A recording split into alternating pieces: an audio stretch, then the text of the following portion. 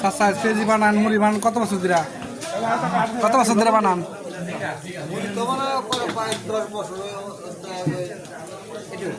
10 বছর থেকে।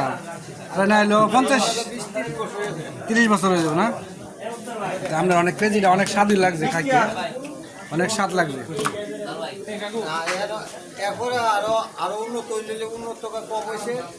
এই যে মুড়ি ভাগে বেসন গেছে আমার সাথে বানালে আরো আচ্ছা আচ্ছা, অনেক স্বাদ হয়েছে। এই কারণে তো অনেক মানুষ, পুরা অনেক মানুষ খাওয়ার জন্য এখানে মুড়ি খাওয়ার জন্য চলে আসছে, পেঁয়াজি খাওয়ার জন্য চলে আসছে। ছোটো ভাই বাজার অনেকেই আসছে, যারা অনেক স্বাদের পেঁয়াজি খেতে চান